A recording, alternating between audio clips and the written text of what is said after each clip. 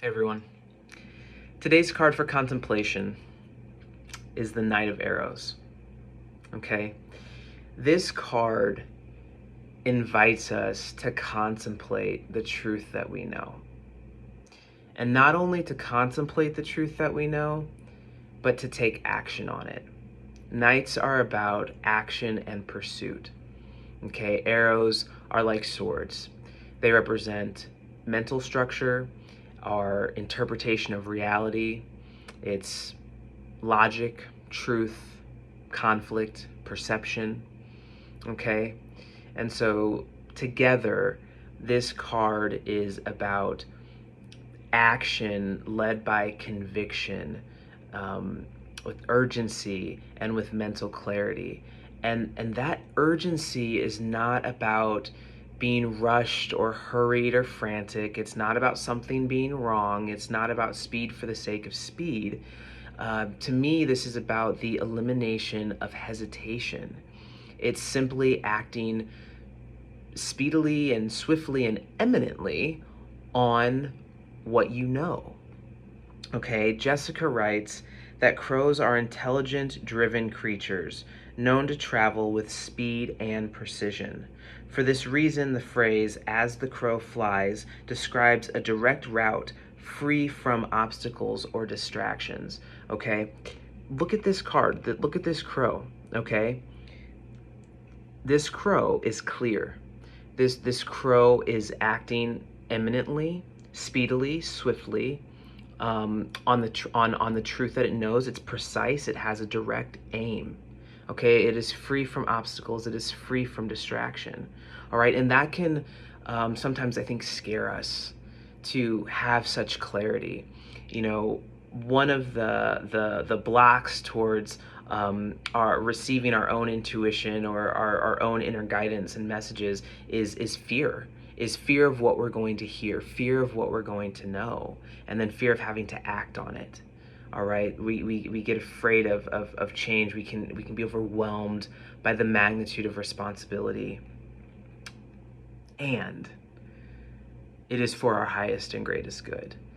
And the feeling and the experience of taking action and on that clarity and having that clarity is magnificent. It's magnificent.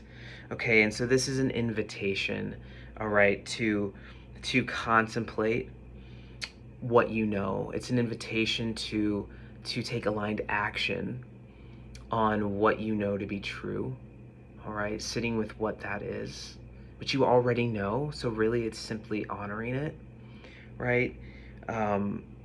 There is an acceptance here to be had, perhaps.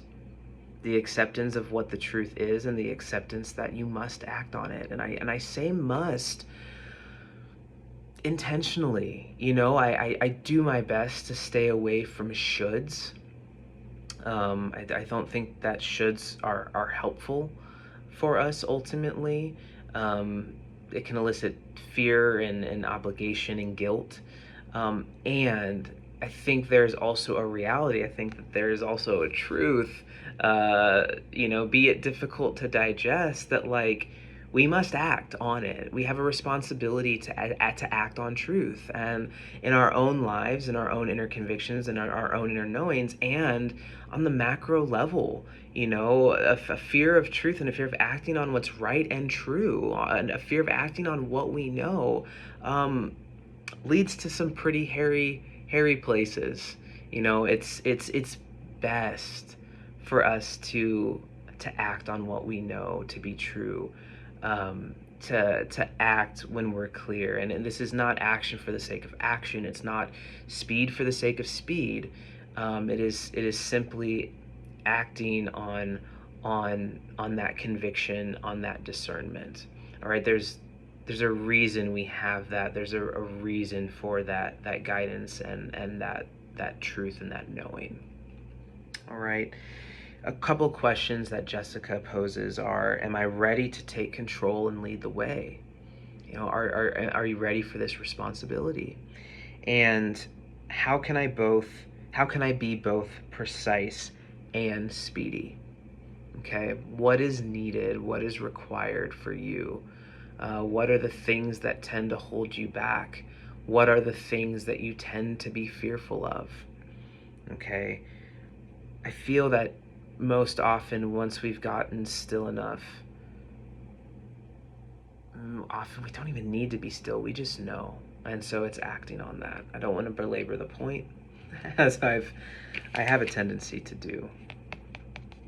But we have an inner knowing. Is there anything else I want to say about that? I don't feel quite complete.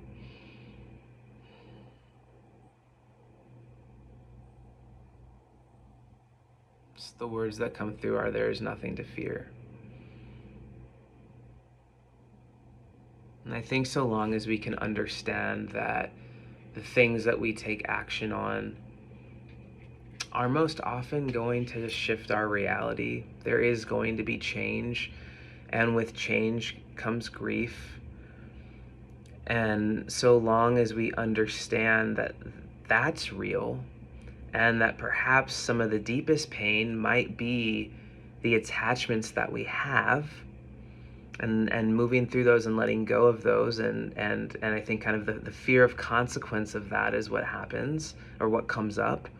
That our inner knowings are always going to be leading us in a direction that is right and true for us. And that is, I think, at its core and in truth, only ever a good and or positive thing. Both of those words are kind of a little bit sometimes, good and positive. That could be rather subjective, but there's a sense here of a very natural direction. It's in our nature. It's our inner convictions. It is the truth that is in our heart. It is that which burns us.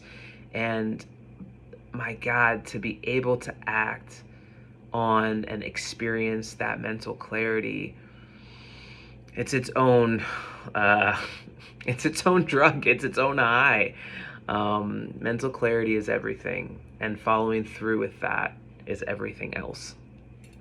Okay, so that's what we have for you today for contemplation. This Knight of Arrows is not subtle. It's not subtle at all.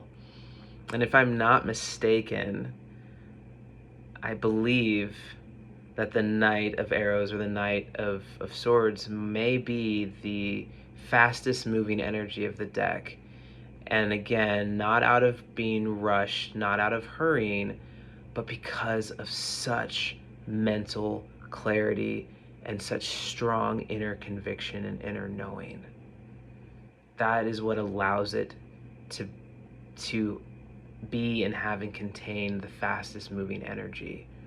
Okay, everything else is resistance. Everything else is fear. So what is the truth that you know?